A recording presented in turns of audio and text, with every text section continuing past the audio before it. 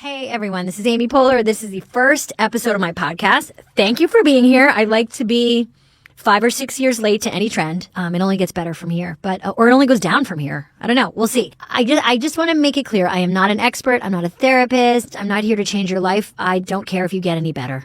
I don't have advice for you. I just want us to have fun and lighten up a little. And I don't know. I want us to feel like there's a way to have laughs amid all of the craziness that is life. So if you're listening to this while you're working out or folding laundry, or maybe you're sitting in your car avoiding your kids, maybe you're listening to this, I don't know, in your, in-laws' basement next to the Bowflex machine, and it's Christmas and you're questioning the choices you've made in life.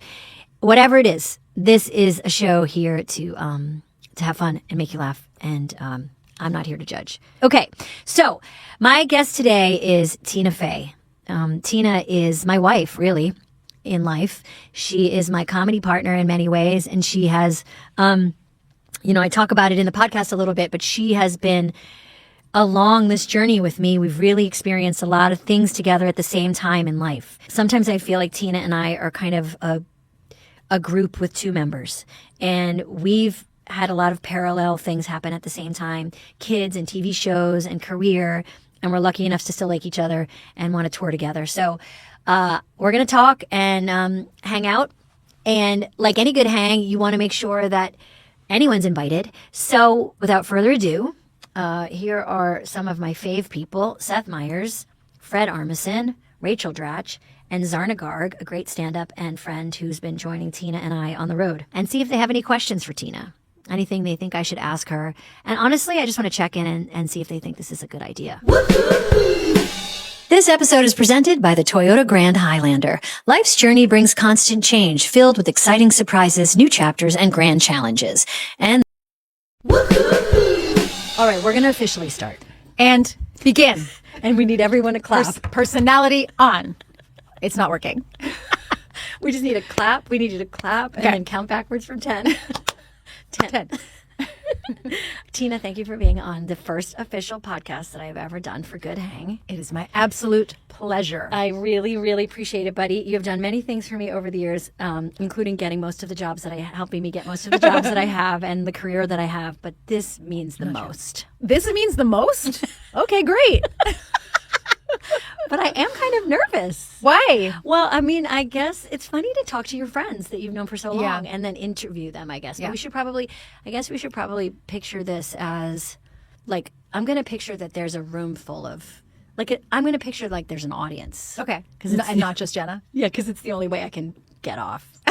No, I'm just kidding. I have to step on your neck and talk to you. You know what? Also, sometimes when I hear things like this back, I go, "Oh, why was my voice so nasal and annoying?" So should we just take a little minute to just let's warm up our voices. Do you remember the character that Keenan did on SNL where he was a guy saying, "Just fix it"? Remember, he was like a New Yorker that just kept going, "Fix it." No, I don't remember that. Oh, I remember him saying, "Let me hold that baby." Do you remember that character? Did that air? I don't know. It was it was almost like a premise for a short story where he was just like a sweet old man in a train station, and then a young host was there with her baby, and she was like chatting with him, and then he just goes, "Let me hold that baby." And it was her dilemma was like, I don't actually know this man. Like, should I let him hold my baby? Like, what if he runs away? What if he smashes it like a basketball into the ground? Let me hold that baby. Okay, but you don't do a lot of podcasts. I don't do a lot. I'm very selective. You in my podcast work. I appreciate that. And you were so good on Bowen and Matt's. Oh my gosh, thank you. It was so funny. Thank you. That is one podcast that I do listen to and enjoy. That and Dratch, anything Dratch says. Those guys are funny. But I felt a lot of pressure. I went in there knowing like you have to do that 1 minute thing at the end, and I something I think about a lot, and I fall short of it constantly. But a million years ago, I was a writer still at SNL, and I remember Steve Martin came to do something on the show. He wasn't hosting, but he came to the show, and he had just been on Letterman the night before, and I said, "Oh, hi, how you doing?" I said, "Oh my gosh, you were so funny on Letterman last night," and he just very matter-of-factly said, "Oh well, you have to kill every time." And that has haunted me every day since. And he's right. And it's like, oh, right. Like if you're a beautiful actress from, I don't know, like Melrose Place, no, just whatever. Like, you're just a beautiful actress. You can go on and be like, I went to the store once. But if you're a comedy person, you have to kill every time. Yeah. Oh, God. Have you ever, I mean, I think I know the answer to this, but I feel like I've never really gotten a job from an audition ever. Ooh. You feel like you've gone into an audition for something and nailed it and been like, I got it. No, never. Because again, I'm not really so interesting on paper. Like, I remember going to commercial auditions in Chicago, and we had friends at that time. Chicago was a thriving town for commercials. I don't know if it still is, but there were, huge ad agencies were based there, and they would shoot things in Chicago. And a lot of people that we worked with at Second City would get a lot of work that would pay for their whole year. I did a little bit of voiceover work. I had a pager. Remember, you'd have a pager. Be like, guys, my pager's blowing up. I might have a voiceover audition downtown. I gotta go. There was a casting director in Chicago, who shall not be named, who was a commercial casting director, and I had kind of wonky teeth. So it was this kind of thing where we'd go out for this. Remember the term bite and smile? Yes. So you'd pretend to bite into a hamburger and then be like, you'd smile. Yeah. Yeah, and it could change your life if you got You could pay for like 3 years of your low rent. Yeah. And I knew right away that with my teeth, I was never going to get a bite and smile. Like, there's no way a brand would be associated with my teeth. And this casting director, just to get to know people, would ask them, what's your most embarrassing moment? Yeah. And I had a full, I got probably nervous in that moment, but I was like, no, thank you. I didn't want to tell her my most embarrassing moment. Because by the way, that's insane. Like, that's a tiny micro version of when we try to explain the 90s to younger people of like how so many things, if you're like, oh, that lady would literally be fired and tried in front of a jury for asking you that in the workplace. I had a bite and smile type thing where it was a McDonald's audition. And everything always was like, okay, so take 2 trains and a thing and get way out to wherever this audition is. And then you get there and it was for some new kind of happy or drive-through meal, whatever. And I went all the way to the thing, and I got there and I realized as we were going into the session, like, oh, this commercial is for a person pulling into a drive-through. And I have this, scar on the left side of my face that's way faded now, but it was much more prominent then. I was like, similar to the teeth thing. I was like, guess who's not going to book this pulling up to the drive-through with my short hair with the perm on top and a big scar. And so I just remember in the thing just being like pulling into in the chair, like scooting like I'm in the drive-through, being like, I'll have the fish fillet meal and my scar will have an orange soda, and then just leaving. You were like, you're not going to reject me. I'm going to reject you. Reject you. It's like, what are we doing here? Oh, I traveled 45 minutes each way. I mean, we talk about work a lot when we're together. I think we work together really well.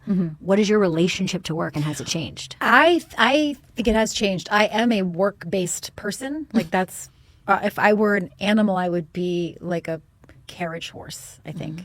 Just like, they say like, oh no, some kinds of dogs, like, no, they want to work or they'll go insane. So I am that kind of animal, I think.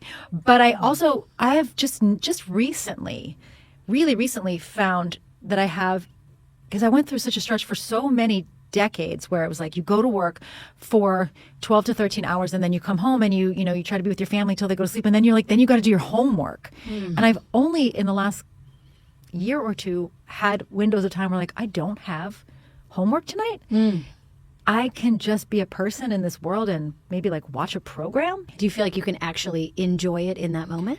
I can, although it's still, I think any other writer would say this too, that the closest I can get to joy and peace is like the 36 hours after I've turned something in. Because that's the only time when you're like, I did it. I don't have any homework, but I'm still a very good carriage horse because I did my work. Yes. And then after like 36 hours, it creeps back in of like, okay, I'm going to get notes back, or I should go skip ahead to the next thing. I will say though, I did go back to work this fall on a set for the first time in a long time, and it was actually, and I worked hard to build it to be a really healthy set and really like humane hours, and it was nice to be among other humans and making something. I also was extremely purposeful about bringing together people who I believed were good people who would not make any trouble for me. Yes.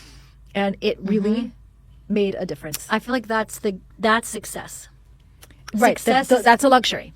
is getting to realize I only, if I can, want to work with people who I know will not think that chaos is how to be creative. It's how to be creative. And, I think as so many TikTok stories, we won't go into which ones, but people are like hearing about movie sets and being like, that's crazy what's happening there. I was like, that's not that crazy. Like, that's pretty, like movies especially are about just people going crazy and acting out. And then one or two people trying to harvest a series of photographs of those people that can be assembled into a film.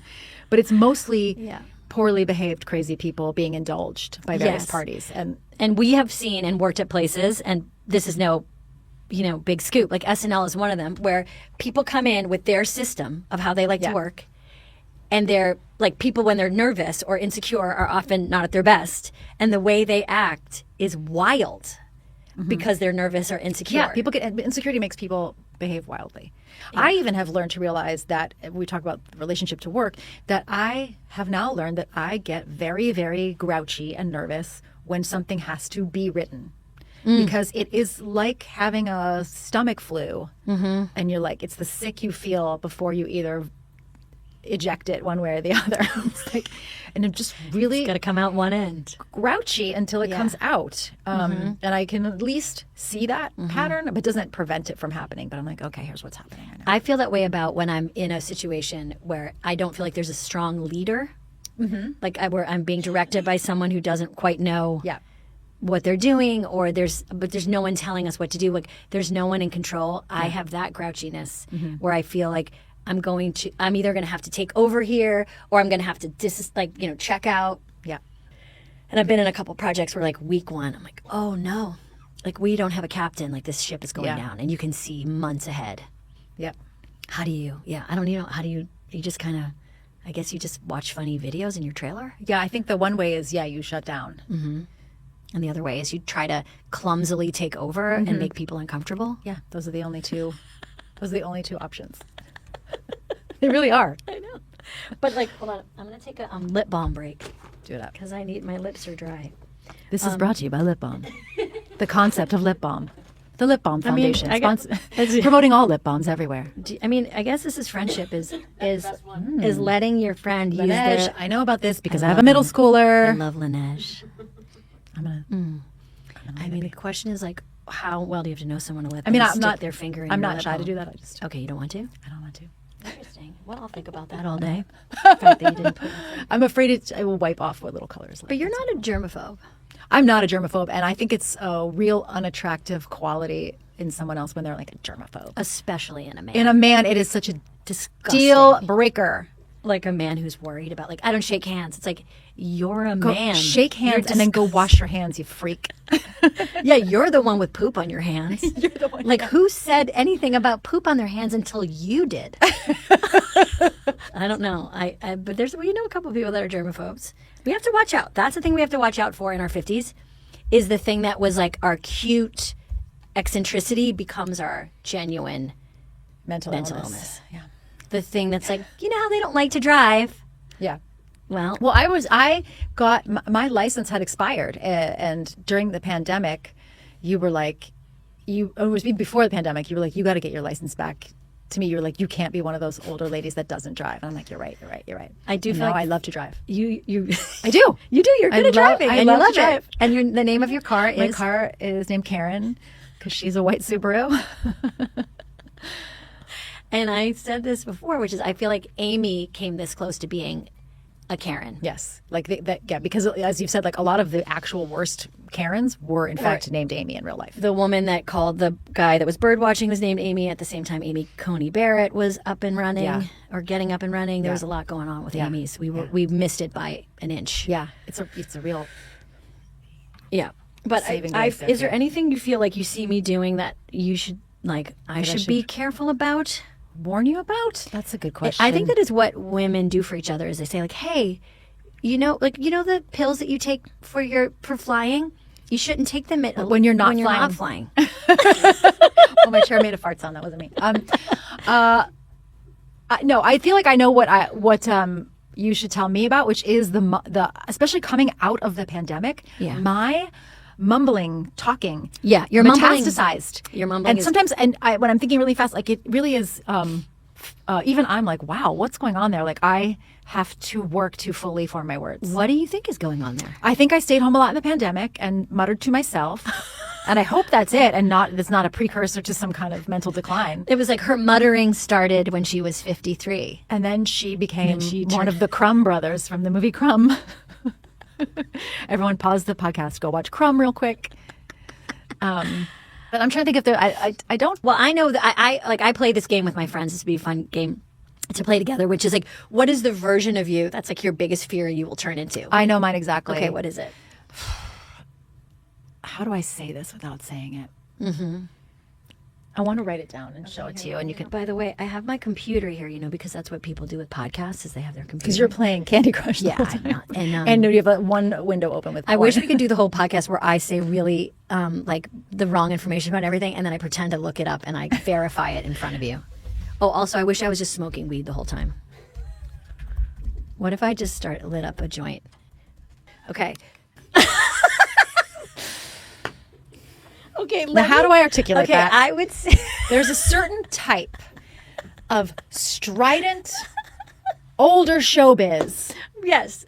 That's like, listen to me, honey, I don't give a fuck. And I'm like, oh God. But that's so not you. You're a mutterer. I'm a mutterer, so it's not. But there's also something about the look of it that's, as often as I say, like, I'm going to cut my hair, and my friend Guy has been doing my hair for 30 years, is like, no, you may not. Well, you have the best hair in the business. People should know this. This is all a hair campaign. This is all Tina's hair. This is all my hair. Thank you. And much like skinny people who are mad about Ozempic in the early 2000s, when all these bitches started wearing tracks, I was like, what?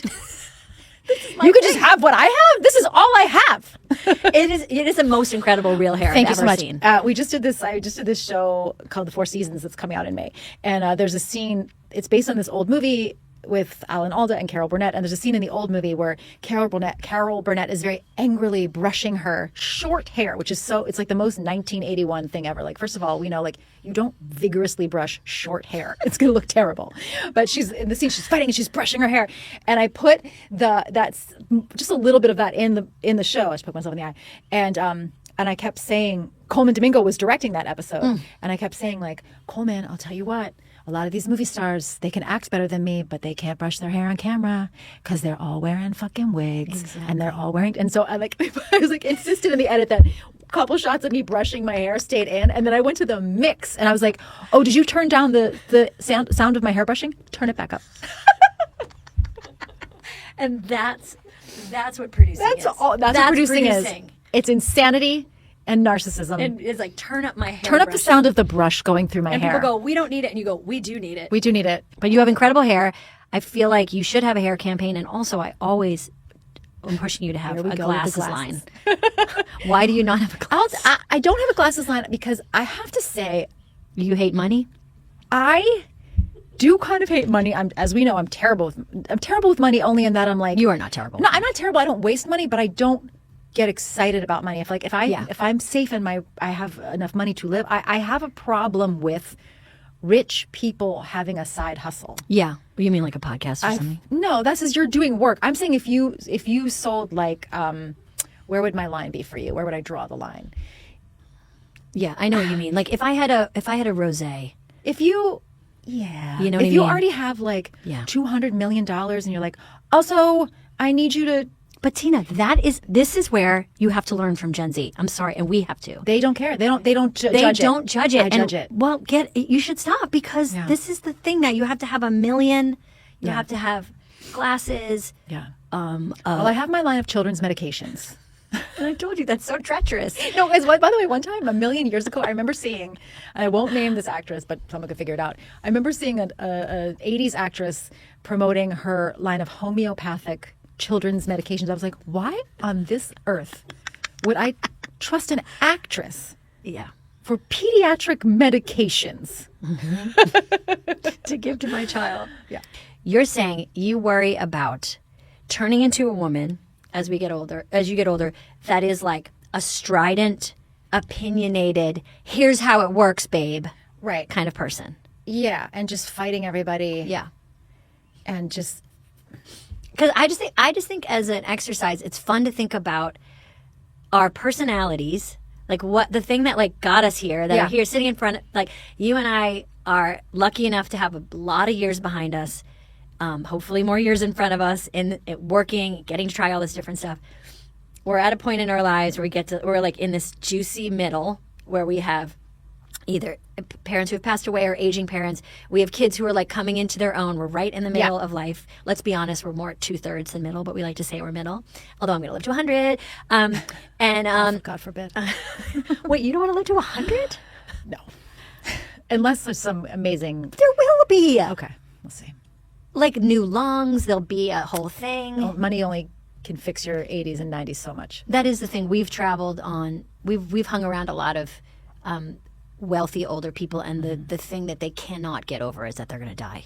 Yeah, like that's the thing. They can't believe. But who's your guy? Who do I call? Yeah, and it's like no one. You call God. Yeah, you call him on the phone and say. Yeah, but sorry, and he says welcome to hell. He says welcome. And God says welcome to hell. Okay. But do you want to talk about Four Seasons for a second, by the way? Because it is coming out, and Colman Domingo is a prince on this earth. Oof. An angel on this earth. God. So talented, so beautiful. Gorgeous. Inside and out, like a beautiful human being. Yes, so we're doing this show, The Four Seasons, on Netflix. I'm very excited about it. It is based on this 1981 movie that was written and directed by Alan Alda, another angel on this earth. Can I tell people that I said hello to Alan Alda at your house recently? Alan Alda came to my house. That was pretty cool. Alan and Arlene Alda. It was a His lovely wife. Momentous occurrence. I mean, Alan Alda was huge in our lives. He remains huge, and he's such a big deal. Like you can't even imagine what a giant. Do you remember the Super Emmy? No. 1 year they gave out a Super Emmy. So it was like it was called a Super Emmy? It was called a Super Emmy, and he's the only person that ever got it because it was like they won like best show, best directing, best script, blah blah blah blah blah, and the Super Emmy goes to Alan Alda for Matt. And everyone was like, okay, that's enough of the Super Emmy. They only did it once. I think they only did it once. And was it bigger than a regular Emmy? Well, you should have him on the podcast. Oh, he has a great podcast. I've listened to his podcast. It's one of the few that have penetrated my fortress. That's what she said. I would love to talk about it because it was a truly joyous experience, top to bottom. Like one of the things I'm most proud about of this whole thing was that so many people, actors and crew, came up to me and were like, "This is the most pleasant job we've ever had," and it was. Like I said, it was built as intentionally as possible to be all good souls. It's Colman, a beautiful Italian actor named Marco Calvani, Steve Carell, Will Forte, Carrie Kinney-Silver, and Erica Henningsen. And it's basically that little ensemble is pretty much, that's it. Very few day players, very few guest stars. And so it was a really cozy environment. And it's a very, very gentle program that I am kind of just can't wait to see if people are interested in a good hang. It hopefully is the TV equivalent of a good hang because it's just, there's some story, but there's no zombies. There's no mysteries. Great. That's exactly truly what we're trying to do here because I can't, my nervous system, two things. My nervous system cannot take it compared to the rest of the world. Yes. And also, I feel like there's this weird sometimes. I mean, you are the exact. You're the example of not doing this. I think you like everything you make is hard jokes and hard comedy and always really really funny. But a lot of times women specifically are asked to like be like nurturing caretakers in spaces, like be teachers and when we were thinking about this podcast, it was like I all the guys get to just like goof around and have fun, and it'd be like straight comedy escapism, and our stuff has to be about menopause, which also is important. This is, I mean, for the people who want 100 jokes per minute, this is a departure. These characters are funny, but it's all completely human scale. Ooh, I love that. Again, we shall see, and I feel like it is just a little science experiment where people might be like, no. But TV doesn't really, like, there's no TV anymore, right? It's all just, like, articles about TV. Like, TV itself isn't on. It's AI-generated listicles. It's TikTok about TV shows that aren't on. So what is the thing that you do? Where do you go to escape? What is, like, the video that you watch, the person that you watch? Okay. What is making you laugh? I have a couple things that I like to watch. one of the things I like to watch is, and again, I'm going to keep referencing TikTok. I am not a public account. Don't find me. Don't look for me. Don't at me. If anyone's pretending to be you, they're fake. It's fake, yeah. But I like to watch videos of people either doing or learning or trying to teach Beyonce's Homecoming dance break. So either someone who can do it, or I love it when it's a person who you don't expect them to be able to do it, and then they do it. Like they're holding like a laundry basket. Yes, or they're just like, they're a mom in their laundry room, and then they do it. Yeah. I have tried to watch tutorials to try to do it. I'm not a great dancer, and I know that if I was given from now to the end of my life, I could not learn the first 16 counts of that dance. Yeah. But I love watching people do it. And then the other day I was watching a whole bunch of people doing it, and it took me, one guy was like a really beautiful ripped guy in like shorts, no shirt, doing it, and I was like, oh, this is a new layer of this. And then the algorithm was like, oh, you watch that, so you just want to see videos that are just like hashtag rugby build, and it was just like, oh yeah, guys with a rugby build, and I was like, I think I do want to watch this. Yeah, Paul Mescal started that. Like, he's the ultimate famous rugby build. Okay. And then have you seen in rugby where they have to pick each other up with their each other underwear? Like, I don't know. No, so in rugby, there's a move where the men, to get the other one taller, like to basically, it's almost like if you're hoisting somebody up, they grab basically their shorts and underwear. So weird. And then that's how they get it up. And there's videos, and I'm not saying that my algorithm has necessarily taken up on this, but I have seen them enough to now I do get them, where men grab each other by the waist. It's very feminine. It's actually like, it almost looks like it looks like a lift. Yeah. But they grab each other and lift each other up, and then their penis their dicks are right in the line of their face, but it's totally fine. It's just, it's fine either way. Of course it is. I just mean everyone's happy. There's everyone's doing exactly what they want to do. Yeah. And these are in slow motion. Yes. I wasn't mad about that change in my algorithm. And okay, so another thing that I really do, the only other television program that truly brings me joy is my weekend local news in the morning. Wow. I love, and by the way, they know this, and they're probably like, stop talking about us. It's getting weird. I love NBC4, Pat Battle, Gus Rosendale. It is, I find, to be the most truly informative, nice program on the whole week. Here's what you get, Amy. You get your news. You get your national news briefly. You get your local news, mostly local, right? Okay. Then you get Produce Pete. I love Produce Pete. Nice old Italian man. Comes out, tells you what's in season, what to make with it. Incredible. Then it used to be more frequently before the pandemic. Before the pandemic, he used to be in person. Bill's Books. Nice gentleman named Bill tells you what he read, what he liked about it, what he recommends that you read. Before the pandemic, they also then used to sometimes be like, here are some animals that are up for adoption. I feel like that's gone away. But that's it.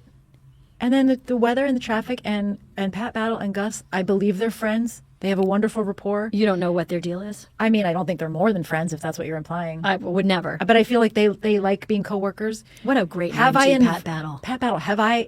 Listen, one time it was like a hurricane or something, a blizzard. Pat Battle went out in the street in her hometown. That's a big deal. She went out in where she lives in New Jersey, and she was helping people push their cars. That's cool. That is what America should be. Okay? It's Pat, it's Gus, it's Produce Pete, it's Bill's Books. We help our neighbors. That's the America I want to live in. If you've got Battle in the last name, you got to push somebody's Listen, car. have I invited Pat Battle to events? 100%. Like, too many times. Does she show up? Yes. We have a good time. Great. So you've met Pat Battle. I've met Pat Battle. And what was that like? Did sparks fly? I mean, she was like, thought it was pretty funny that I keep bothering her and I'm obsessed with her. But Pat Battle's in an episode of 30 Rock. Oh, really? As herself? Yeah, we did one episode where Liz Lemon gets invited to like a women in media luncheon. And then, of course, like the gag is that they have a big screen and they can't figure out to get it to work. And then all women are all like, turn it on and off again. And like, but it was like Pat Battle, Gayle King, a couple other news ladies, and Andrea Martin played like the lady who was running it. And her character has a breakdown in the middle of the thing, and she's talking about how her husband left her, and she's like, I just remember she had some line where she was like, my Andrea Martin impression, get ready. Okay. I put a sweater on a body pillow and I took it for a canoe ride. Like everyone, all the women lose their minds at the Women in Media luncheon. Tina, that makes total sense to me that is your like fun. That makes me feel nice. And I'm drinking coffee. I'm with Jeff. It's the morning. Yeah. Everything hasn't gone to shit yet. And then the weekend plans are all possible. But the news is local. Listen, it's local. It's local. But even the locals. Oh, everything's on fire. Yeah. But then it's also like, there's a food festival on City Island. On Produce Pete's like, check out these artichokes. He's like, Betty's going to make the squash pie called mutzagoots. Speaking of Betty, people should know that's what I call you. That's right. That's my nickname for you. You called me that in front of Colin Jost the other day, and he seemed very delighted. I can't believe he didn't know that. Well, we're right now he's not thinking about us enough. No, he doesn't know what we call each other. In private? Jost, who talk about an arc. Jost, when we met Jost. Did you say a narc or an arc? An arc. Okay. Talk about a narc. What a narc. I was smoking weed and Jost called the police and I was like, fucking narc. No, talk about having an arc. Baby Jost, as we used to call him. Mm-hmm. We met him. We went up to Harvard, the Harvard Lampoon. Oh, see, that's where we met him? That's, I think, where I met him. Did you meet him? I have a terrible memory. I remember I hated every minute being at the Harvard Lampoon. Boy, me too. What a bunch of dorks. Maybe we should just tell the story. So the Harvard Lampoon invites you up and they kind of roast you. They invite you to come up and then you go there and then a bunch of like snivelly little worms. Yeah. Like, by the way, like try to roast you. And they're not good at it. No, they're not good at it. But like, you and I, many times, over the years, many times have had this moment where we turned to each other and loved or hated something at the same time. And this was definitely an example where we both were like, we don't like this.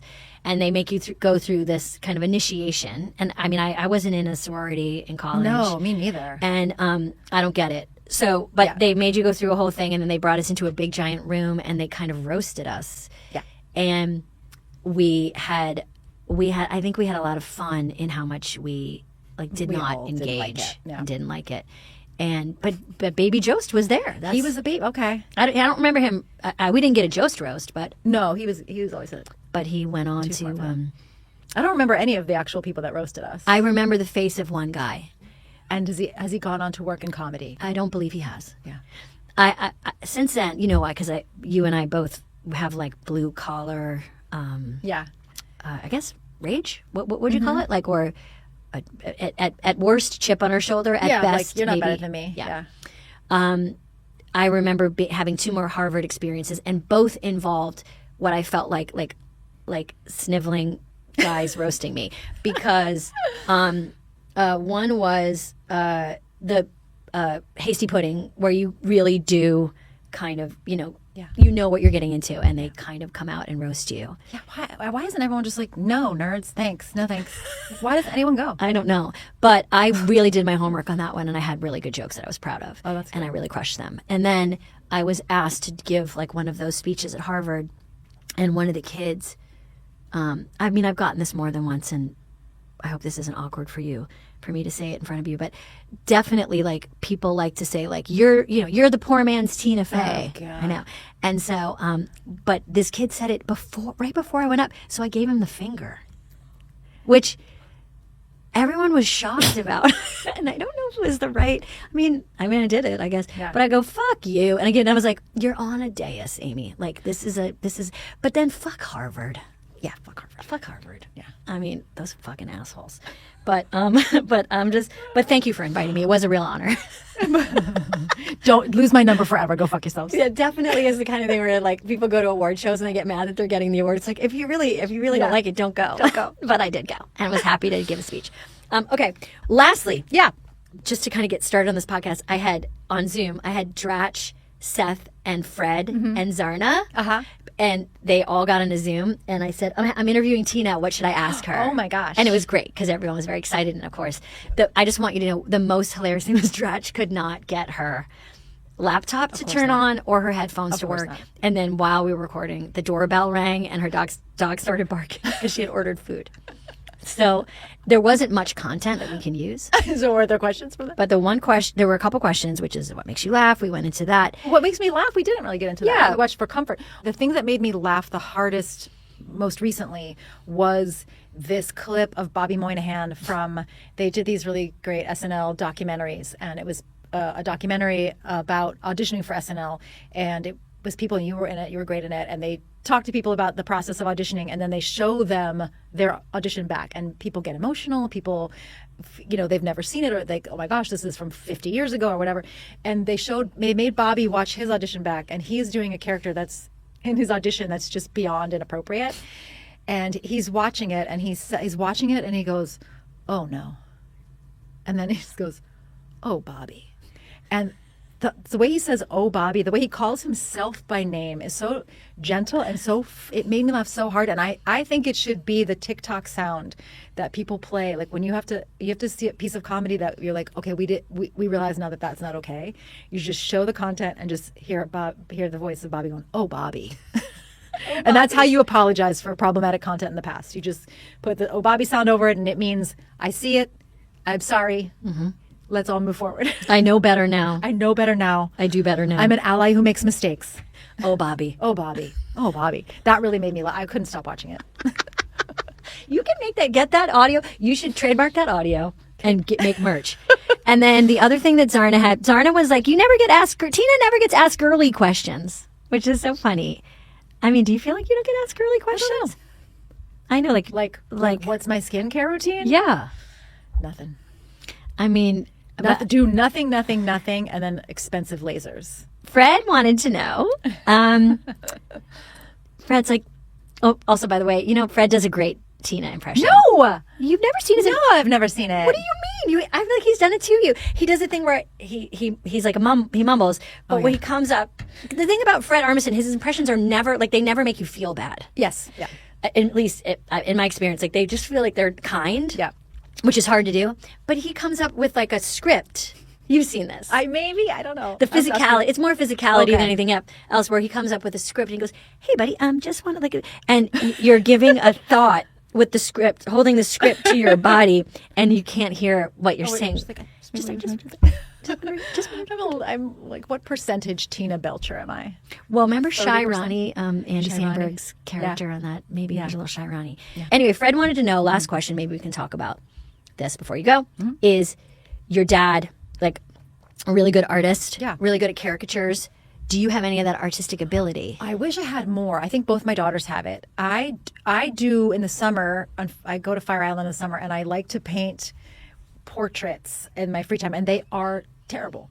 And they're getting slightly better, but not at a rate that would impress. Like they're terrible. But I love, because it's the only thing I want to paint is I want to try to capture people's faces, people like that I love, and I should take some classes, because of course the problem is I don't draw the head right, and then they come out like, sometimes I kind of like how wonky they come out, but no, of the four people in my immediate family, I am the least talented at art. My daughters are very talented. Jeff is very can draw and paint. But can I just quickly, my favorite, the story of when my dad, who loved coming up to visit SNL, it was like one of his first few shows, and my dad was coming up and visiting, and he was like standing in 8H while we were getting ready to rehearse Update at that like 5 o'clock time, and Fred was in a costume for some other sketch. He was in a tuxedo, and my dad had not met him yet, and he just came up to my dad and was in a tuxedo, and came up to my dad in character, just going, "This is Rainbow Room? I look for Rainbow Room." See, I can't tell the story because I shouldn't be doing this accent, but Fred, I guess, can do it. We'll get a robot to do it. But it was so funny. And your dad was like, loved it. Oh, he loved it. And he used to paint little portraits, little caricatures of Fred as like Ferricito, as Prince, and he would mail them to me, and I would give them to Fred. And I think Fred still has one, which is, I think, what made him think of that question. No way. He was Fred's biggest fan. Oh, Don Fay has great taste. Like, he was just a great smart artist cool and guy. really cool guy. And coming back around, if Fred has Don Fay originals, I have in my children's bedrooms, I have paintings done by Barbara Jost, Colin Jost's grandmother. That's awesome.